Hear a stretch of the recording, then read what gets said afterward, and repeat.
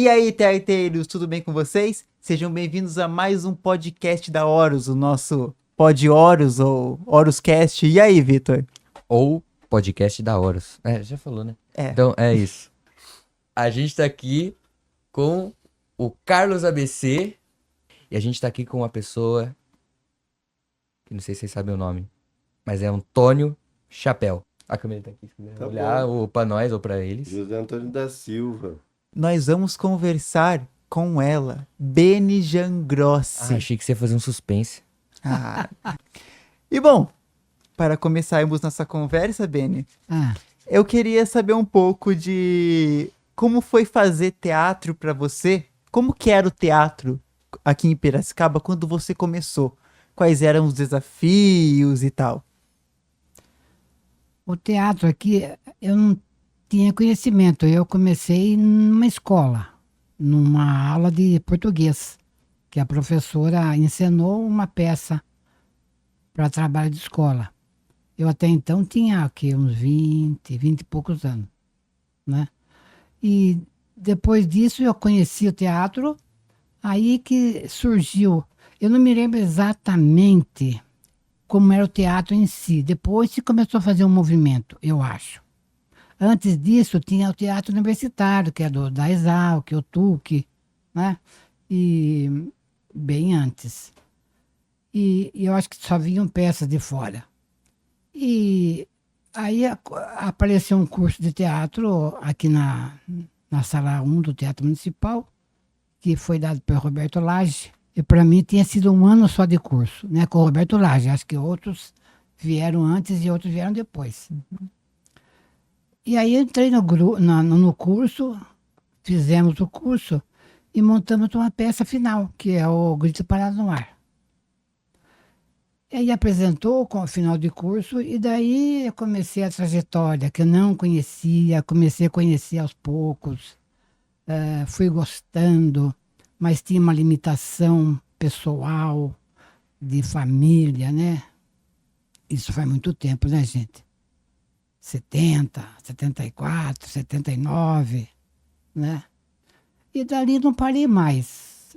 Ia num grupo, a gente fez o TEP, aí começou, desse curso saiu um grupo que continuou fazendo teatro. Aí mais um pouco deu uma outra ramificação, que eu não me lembro agora como foi, né? Alguns ficaram, outros não. E um grupo, sabe, e fomos fazendo. Aí surgiu, eu fui me entrando no teatro, eu fui me achando no teatro. Né, uma coisa que nem pensava, né? Eu me considero não uma boa atriz, mas uma boa, como que se diz? Como é que a palavra de... me foge agora. Mas tipo quando alguém está formando alguém. Formadora sem ser para o teatro, uma usando o teatro. Então, eu, na realidade, assim, nos anos 70, né, eu sabia que eu gostava de teatro, de artes, enfim, em geral, né, e eu já queria fazer alguma coisa de teatro, né, só que eu não conhecia ninguém que trabalhava com teatro, e não tinha esse movimento, e tanta gente que faz teatro que nem hoje em dia, né. Tinha alguns atores que saíram de Piracicaba e foram para os grandes centros, tal, o Roberto Azevedo, o Leonardo Vilar, né? Então tinha alguns nomes ali, mas aqui na cidade mesmo tinha muito pouca coisa, né? E eu sempre, assim, pensando que um dia eu queria fazer teatro, eu queria fazer alguma coisa. Porque, assim, eu já sabia que eu gostava de artes em geral e tal. Aí, eu lembro que na escola de música foi lançado um curso de teatro que a Berenice Danelon, ela tinha feito a EAD, né, em São Paulo, e aí veio para Piracicaba, retornou para Piracicaba, né, que ela é piracicabana, e aí começou um curso de teatro na escola de música. Isso, eu acho que em 72, 73, por aí. E eu achei ótimo, né, que tivesse alguma coisa de teatro e tal, né. Aí eu fui lá para saber o valor de mensalidade, essas coisas, aí foi uma tristeza geral, né? Porque aí eu vi que eu não tinha a mínima possibilidade de fazer o curso, né? Então, assim, eu percebi que ali era para quem tinha dinheiro mesmo, né? Eu falei assim, é só filho de rico mesmo que vai participar, né? E tá, eu fui. Aí comecei a assistir tudo que eles faziam, que era público, eu ia assistir, né? E também já tinha o TUC, né? Que era o teatro da Exalc, né? Que eu ia assistir também, apesar de, assim, eu ser criança ainda, e os espetáculos eram bastante engajados, sabe? Bastante políticos e tal, né? Eles usavam essa linguagem do teatro, né? Para fazer essa pregação política que eles faziam e tal, né? Então, assim, eu ficava até meio assustado às vezes, né? Porque era na época da, da ditadura, né? Então, mas ia assistir. E tá. Aí a escola de música abriu bolsa de estudo para uma bolsa de estudo. Nossa, e aí? E uma bolsa total, né? E aí eu lembro assim, tinha umas 30 pessoas fazendo o teste, né? E até então, assim, eu não conhecia pessoas que se interessavam por teatro, né? Aí eu fui fazer o teste lá e essas pessoas todas foram também, né? Fui péssimo no teste, eu estava nervoso, que eu não conseguia nem parar em pé dentro da sala lá e tal. E normal. Aí saiu o resultado do teste e quem ganhou a bolsa de estudo foi o Nordal, né? Que até hoje tá aí ligado às artes ainda, né? Lançou livros sobre o Elias dos Bonecos, está sempre envolvido com um monte de cinema, né? Enfim, normal. Eu já estava esperando que não ia passar no teste mesmo, porque era uma bolsa para 30 pessoas. Falei, não rola, né?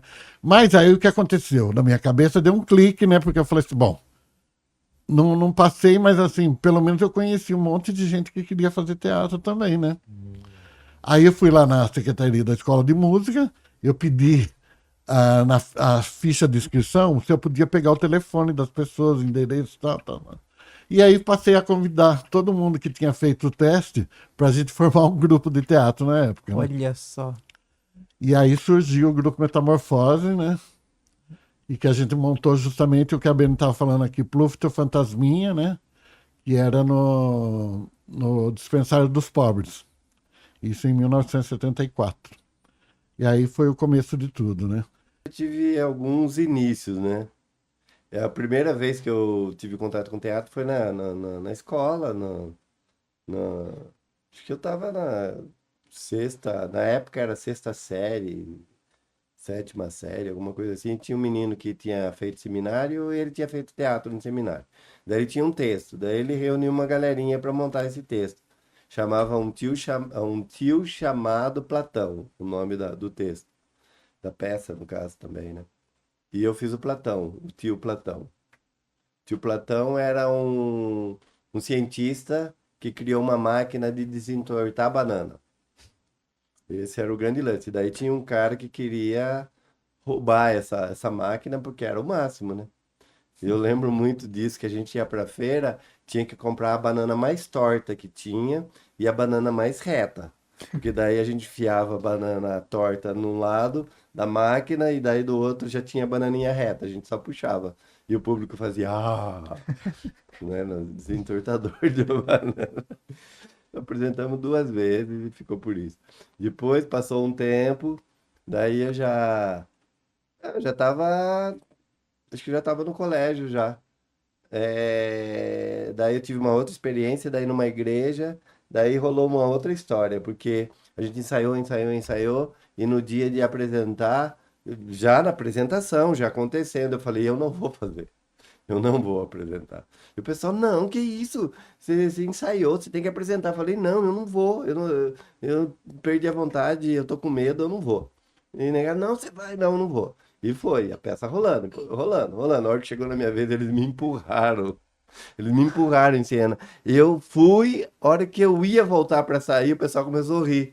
Daí eu não saí mais. Daí o pessoal viu, já acabou essa cena, já acabou. E eu lá, não queria sair mais.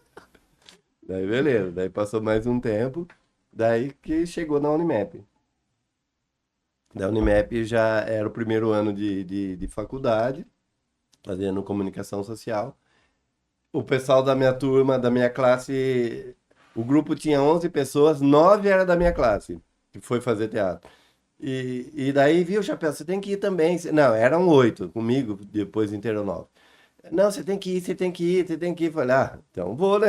Mas todo mundo tá indo, por que eu não vou? Daí fui. Só que tinha uma bolsa de 35% na mensalidade. E todo mundo foi por causa disso. E eu fui porque todo mundo foi. Mas aí cheguei na sala, abri a porta, todo mundo já, coitado, coitado. Quase que eu fechei a porta e fui embora, né? Falei, viu, nem cheguei, os caras já estão me chamando de coitado, cara. Daí fiquei meio assim, entrei. Daí o pessoal falou, não, é que é o seguinte, a gente tá montando um texto que chama Desventura de um Morto-Vivo, e o personagem só tá faltando o coitado de tal. E a hora que a gente viu você, você tem o perfil do personagem, né? Perfil é uma coisa de meio, sei lá, meio Stanislavskiano, assim, né? Perfil, biotipo, lá, lá, lá. E tá. Daí eu falei, beleza. Daí eu peguei o texto, eu entrava na primeira cena e saía na última, né? Não saía de cena. Falei, realmente, é um coitado mesmo. Contracenava com todo mundo saía de cena, só ele que não. Daí eu tive uma crise, falei, viu, não vou dar conta. Não vou dar conta, não vou fazer. Daí, precisava da bolsa também. Daí eu falei assim, se alguém fez, eu vou fazer, né? Daí peguei. Peguei no primeiro festival que nós participamos em São Carlos, e era um festival estadual já. Daí ganhei um prêmio de melhor ator. Falei, opa, então tá Olha bom. só. Então já tá no caminho, né? Tá indicado. E foi por aí. Foi assim. Esse foi o início. Ensaiava na rua, ensaiava na casa de alguém, né? Eu não me lembro exatamente. Era Mas isso que a gente tinha dúvida também, porque hoje em dia a gente fica, nossa, é muito difícil ter lugar pra ensaiar e lugares públicos que é muito difícil a gente acessar. A gente fica, nossa, será que já foi diferente? Então sempre foi assim. No caso, é difícil assim acessar lugares públicos pra ensaiar, tipo, a era gente, muito mais a difícil. gente ensaiava na praça. Na praça, muito na praça, né? E é um tempo bom, assim, que a gente era muito unido, assim, apesar que eu saía um pouco fora da idade de quem estava fazendo, né? O pessoal todo tinha o quê? 20 e poucos anos, o outro 14. E a gente fez alguns trabalhos legais, foi fomentando, né? Muito difícil. Aí sai um do grupo, monta outro grupo, e a gente foi assim, e foi ramificando. E eu não parei, só parei quando eu fiquei grávida, né? Em 89, que eu tive minha filha, parei um pouco. E aprendi muito com o teatro. Se a minha família souber como que vai ser, meu pai já falava que faz teatro é gente que não presta, né? Nossa. Então eu tive que eu tirava a blusa em cena. É uma blusa amarela, inclusive. E no que eu fui tirar a blusa, ela escapou da minha mão. Ela caiu no chão. E eu não improviso como? Como? Aí o Carlos Takeshi pegou a blusa e jogou em mim. Sua ninfômana. Né? Aí eu peguei a blusa, tremendo que nem vara verde, né? Que já era tudo no começo para mim, teatro. Ainda fazer um improviso desse, foi. Aí colocou a blusa e foi. E assim a gente foi. Até que eu fiquei cara de pau mesmo, né? Aí no teatro você podia fazer tudo, menos desrespeitar o público. Até que foi inaugurada, né, a Sala 2 do Teatro Municipal, aí começaram a vir alguns cursos de vez em quando, vinha alguma coisa.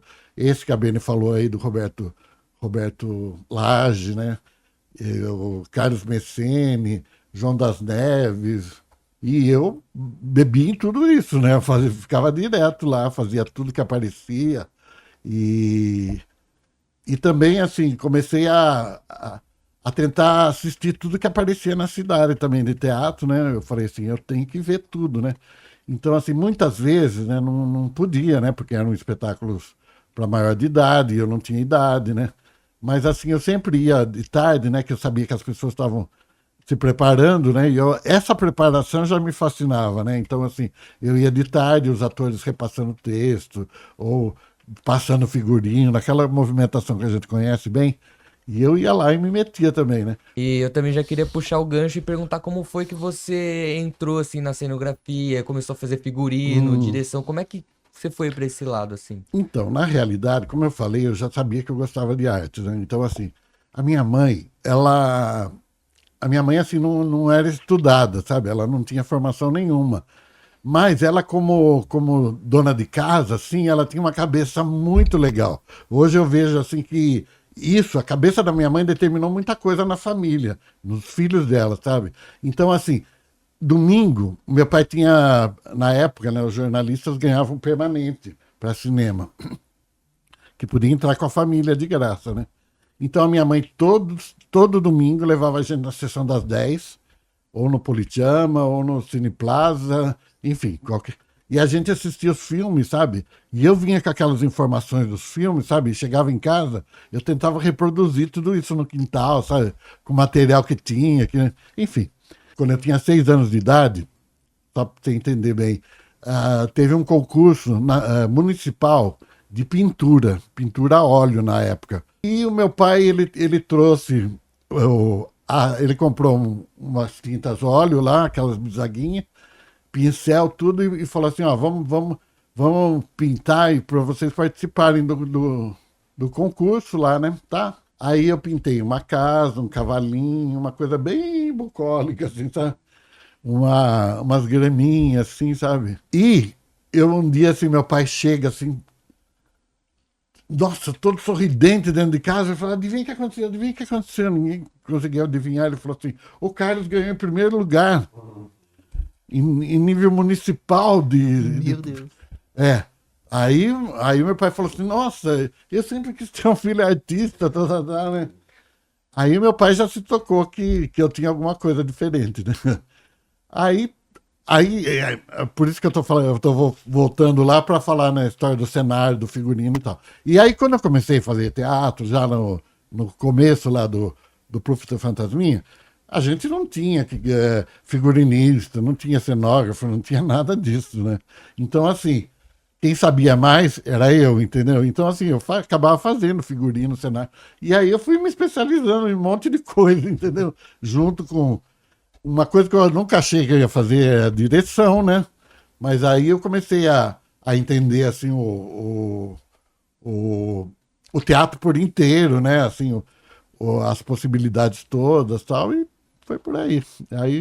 Aí eu fui me especializando em fazer tudo, né? Mas não era porque eu achava que sabia tudo, não, é porque não tinha mesmo, entendeu? Surgiu E por eu- necessidade, né? e aí, agora o que acontece hoje em dia, por exemplo, assim, os grupos de teatro, as pessoas de teatro, de balé, enfim, que trabalham com arte cênica, elas acabam me chamando para fazer só cenário, entendeu? Ou só direção, ou só figurino, entendeu? Então é isso. Ou às vezes tudo de uma vez, tem tudo de uma vez também? Ah, vem Tem, fazer tem tudo. também, tem também. Daí tá. Daí segui o curso, terminei o curso com a bolsa, beleza, maravilha. Hora que eu terminei o curso, que estava terminando o curso em 87, não, primeiro em 86, eu fui convidado para assumir o setor de teatro, coordenar o setor de teatro da universidade.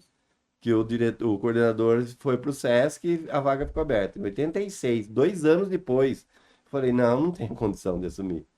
Mesmo sendo ali assistente do diretor, eu falei, não tem condição. Daí chamou outra pessoa, passou um ano, não deu certo. Falei, por isso que eu falo que tem umas coisas que é para acontecer. Em 87, o coordenador, que era o maestro Cantoni, né, que já partiu, que eu devo assim esse caminho, ele chegou para mim e falou assim, ó, Chapéu, surgiu de novo a vaga e é você, é sua essa vaga.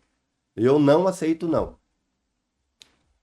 Falei, bom, sendo assim, eu preciso também de espaço para eu né, para me aprimorar, para fazer oficinas, cursos. Ele falou, olha, o que você precisar, só me avisar.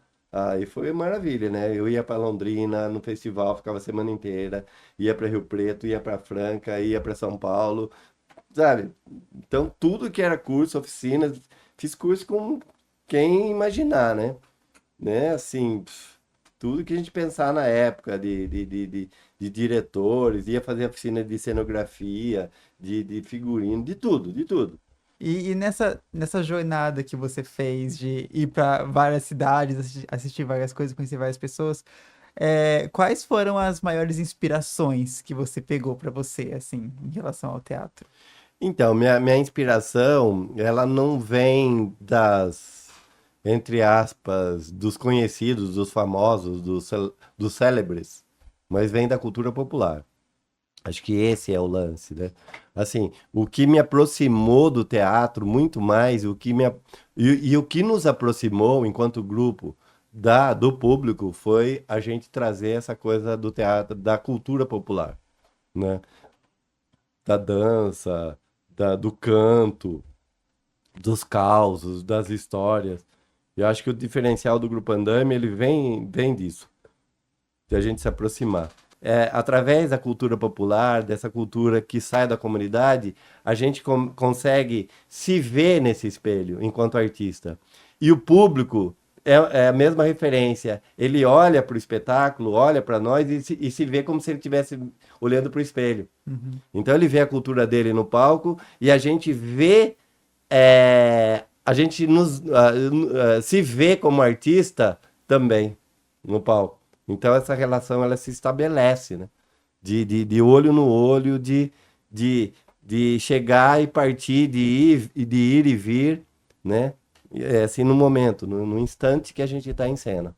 E isso é uma relação forte que, para mim, é imprescindível para o meu trabalho. Então eu já tinha dentro de mim um ridículo.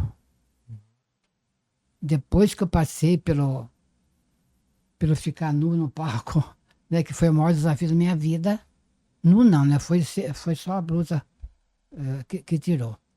Então eu fui começando, em casa eu era certinha. No teatro eu gostava muito de fazer as coisas diferentes, sabe? E essa questão com outros grupos, né? Tinha uma aproximação, uma colaboração, ou era mais um sentimento de competição entre grupos de teatro? Eita, essa é polêmica. Olha, como eu estava conhecendo a coisa lá fora, antes de fazer com as crianças, a gente não percebia muito, porque, como o Carlos fala, tinha coisa antes. Tem um grupo de outros grupos que eu não conhecia, né? A partir do momento que eu comecei a fazer esse curso e a gente virar grupo, é que eu fui conhecendo devagar. Mas tinha uma distância. A questão do DRT, a questão da formação, né? Porque eu sou autodidata, eu não tenho formação, embora eu fiz 2 cursos em São Paulo, de 4 anos. Mas não era USP, não era... eram cursos alternativos, né? Mas era teatro. Ah, mas isso aí é teatrinho. Eu falei, mas de pequenino que você torce o pepino, né? tem que ser do pequeno. Vai fazer o quê? E você não está trabalhando só com você. Está trabalhando com quem nunca fez. Como você quer? E quem deu a qualidade? Quem que deu oportunidade? Quem que levou tapa na cara para essas pessoas perceberem que elas gostavam de teatro? A gente.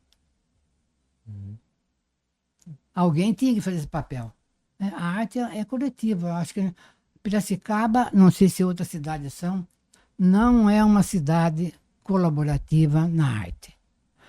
A arte plástica está ali, teatro está aqui, desfacelado, porque às vezes muitas pessoas não iam ver o meu espetáculo porque era teatro de criança.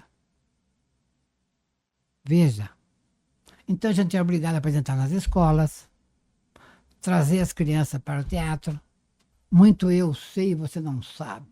Eu tenho nome, eu não tenho nome. Nome, pra puta que eu pariu, né, de nome. A gente é gente, a gente aprende. E sabe, teatro, eu não entendo como que uma pessoa se acha a maioral sendo ator, por mais eficiente que ele seja. Ele é um ser humano que tem que ter todas as qualidades de que você faz lá fora. Tem que ser um bom irmão, um bom vizinho, um bom colega. Porque se eu sou ator, sobe tudo. Eu sou uma bosta em casa? Eu bato na mulher? Eu chuto meus filhos? Quem é isso? Então eu continuo com a minha simplicidade. Eu sei muito mais do que as pessoas pensam. Mas o reconhecimento é de alguns amigos que entendem o que é cultura. Não é ser ator. Que nem meu diretor falava. Você é à toa. Não, eu sou um ator. Eu sou uma atriz. Então, não é que a gente fica sendo naquele momento do trabalho. Depois você é uma pessoa comum. O verdadeiro ator é tímido. Ele não fica se esbanjando por aí. Sabe? É isso que as pessoas não entendem. Você é ator no trabalho. Fora disso, você é uma pessoa comum. E eu fui entendendo que eu podia ser diretor também, sabe? Porque essa visão geral, sabe? Já acontecia quando eu li o texto, assim, eu já começava A costurar as a cenas. costurar, já vinha imagem da cena, e eu já tinha isso, né? E também descobri que depois esses espetáculos do começo lá do Pluft, do Joãozinho da Pra Trás, de certa forma eu dirigi, entendeu? Mas eu não sabia que eu estava dirigindo, né? Eu estava dando opinião e tal, mas eu já estava meio que direcionando mesmo. Era diretor, não sabia. É, eu não sabia, entendeu? Queria que você falasse um pouco sobre o lugar onde o peixe para, que tem bastante disso que você falou da cultura popular, né? Como é que foi o lugar onde o peixe para, os ensaios, como é que foi ser dirigido pelo Carlos, sua experiência? O lugar de peixe para foi o que eu estava falando anteriormente, dessa relação direta com a comunidade, né? O peixe, a gente pode colocar assim, até simbolizando isso, acho que eu gosto dessas imagens, né? Eu aprendi isso muito com o Chiquinho Medeiros, criar imagens, partir das imagens para tudo, né? Para as ações, para as criações. A imagem que eu tenho assim de uma porta que se abriu, entendeu? O peixe ele abriu a porta do nosso teatro, da nossa criação para o mundo, para tudo, né? Embora a gente estivesse falando, e aí a gente sempre remete a Tolstói, né? Que disse que quer ser universal, fale do seu quintal. Então a gente falando do nosso quintalzinho que parecia. A gente ficou com medo na estreia do Peixe. Eu falei, você viu, mas será que o pessoal não vai dar risada? Será que o pessoal não vai torcer o nariz? Porque parecia que era uma coisa muito nossa, muito. A gente tinha essa ideia, né? Muito pequeno, né? Mais intimista. E no entanto, era uma coisa assim que. Cara, onde a gente ia? Aconteceu isso em Piracicaba, a primeira vez. Será que o público vai se interessar por isso? Daí a gente, agora vamos sair de Piracicaba. Não, mas aqui foi legal, aqui em Piracicaba, mas será que fora de Piracicaba? Daí, beleza. Aí vai sair do estado. Mas será que em outro estado? Beleza. Nós vamos apresentar no Rio. Será que no Rio, os carioca? Beleza. Vamos para outro país. Nossa, será... Cara, onde a gente ia? Por quê? Porque é universal. Então, as pessoas, elas sempre buscam, ela entende aquilo, ela busca sempre uma relação que ela tem com aquilo, né? Onde que pegou?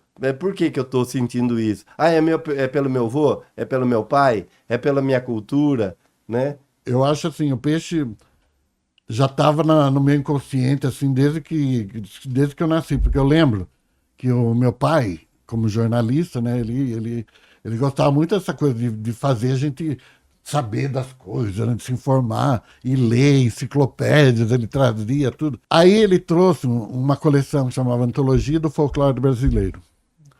Aí tinha todas as regiões, né? Eu procurei a região da Média Paulista aqui para saber o que tinha.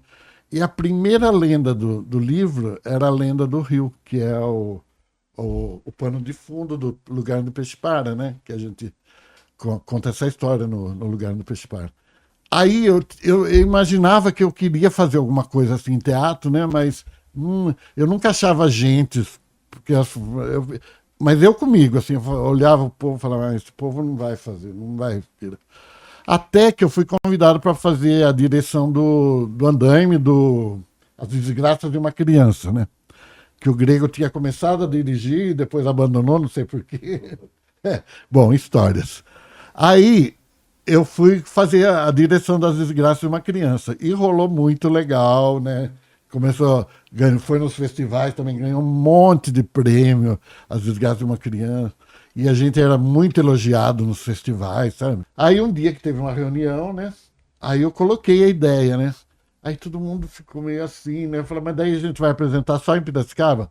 Eu falei, não, porque só em Piracicaba, né? Mas mesmo assim ficou essa coisa, né? E aí passamos a fazer pesquisa. Aí o grupo fez uma puta de uma pesquisa, entendeu? E, e, e eu, tudo que eu passava assim, e a Alice era enlouquecida, né?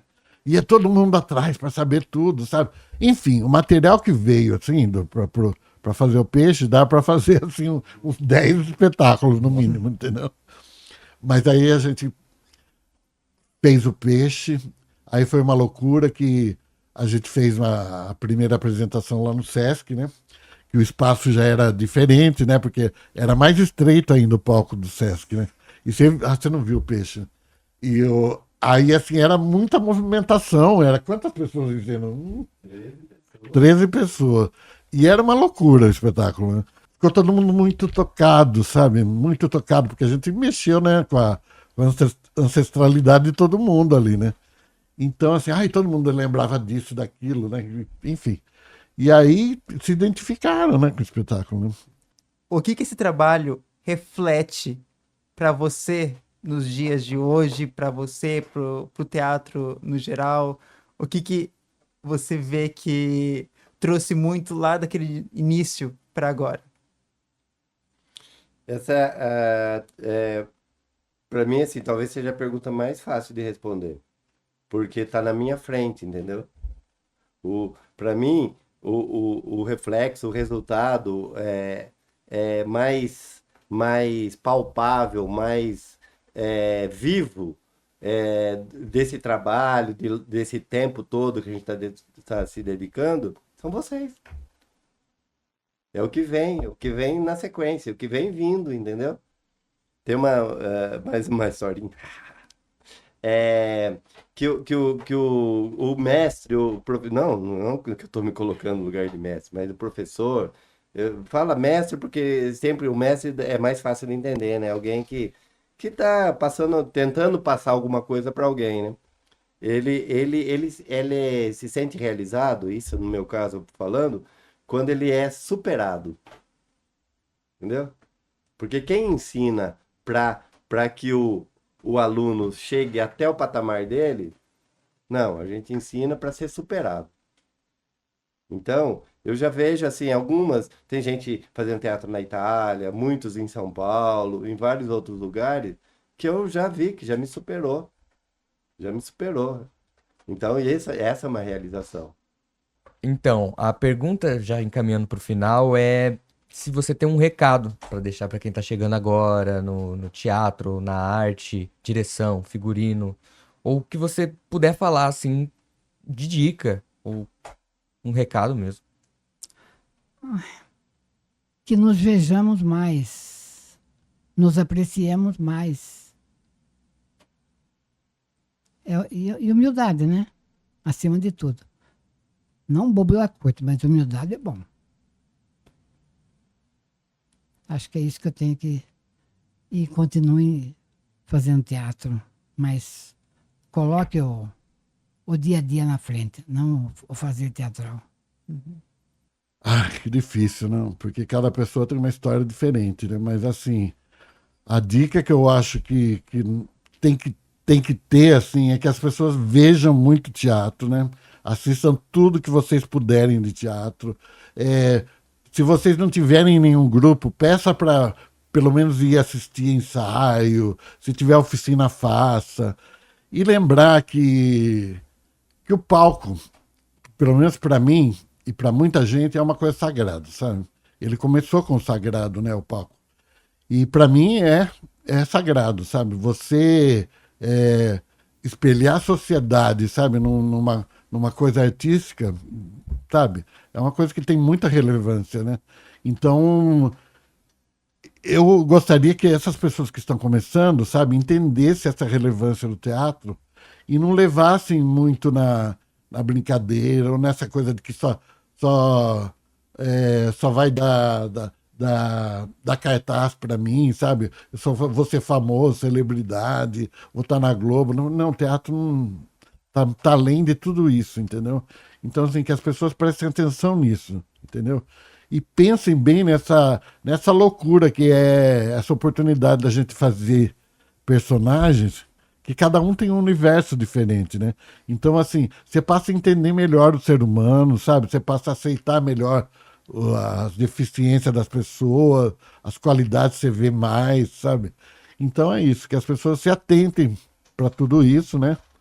E depositem muito amor ali, porque essa coisa de você fazer e se entregar em cena para uma plateia é maravilhoso.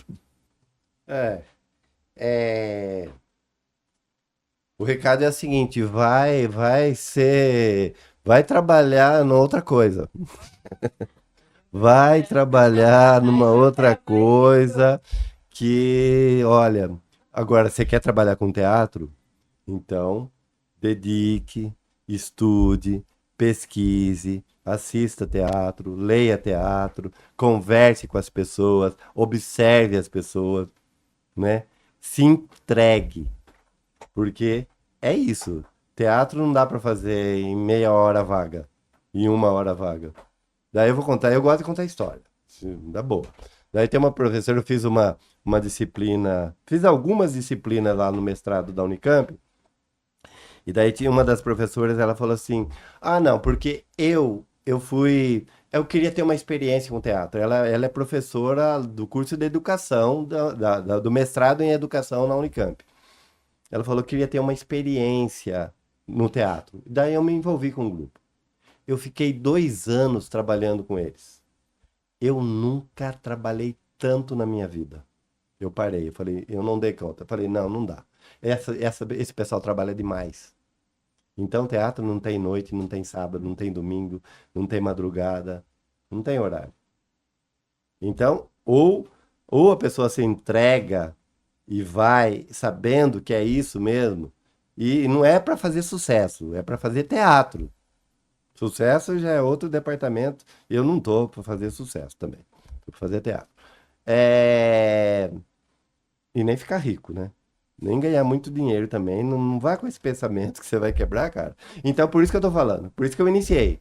Se você tá com esse pensamento, sucesso, ganhar dinheiro, vai fazer outra coisa, cara. Vai ser, sei lá, o que é ela agora da moda? É influencer. Vai ser influencer, vai ser, sei lá o quê. Né? Teatro é uma dedicação, a gente está em busca da criação de uma obra de arte. E a relação que eu faço é assim, acho que é a possibilidade que a gente tem mais próxima de chegar a ter um reconhecimento como criador. E quem que a gente ouve falar que tem esse status de criador? Eu só conheço um dentro desse status de criador. É o mesmo que nós estamos pensando? Seria Deus? Olha o patamar que a gente pode chegar. Então não pode ser brincadeira, né? Tá num nível de sagrado que é muito mais além do que a gente possa, às vezes até entender, viu? Às vezes até entender.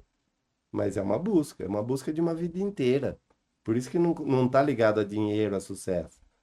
Agora, isso é quando a gente toma uma decisão, né? Na vida. Daí fica a critério de cada um. Eu não tô dizendo que é impossível. Não tô tirando ninguém do caminho. Pelo contrário, tô querendo colocar no caminho, mas colocar com força. Não colocar mais ou menos. Mais ou menos já tem uma. Vai ser político. Ai, falei. Polêmico. Beleza. Queria agradecer esse projeto, na verdade. Foi graças à PENAB, do Governo Federal, do Ministério da Cultura. A gente está aqui graças a esse projeto que a gente foi contemplado. Queria agradecer também o Garapa, que acolheu a gente aqui nesse estúdio maravilhoso. Chapéu, Carlos ABC que esteve aqui, Beni que estiveram aqui. Que tenham muito mais encontros como esse, que a gente aprende muito. Queria agradecer também a equipe técnica Chiquinho. Então eu queria agradecer também a Fran, Maidê, queria agradecer a Jenny, que também marcou pra gente aqui, Thiago, que ajudou a gente também, O Cado que esteve aqui o também. Cado, que esteve aqui. E é isso, pessoal. Muito obrigado e até a próxima. Um beijo da Horus. Beijo da hora. Um beijo da Horus. Um beijo da hora e da Horus.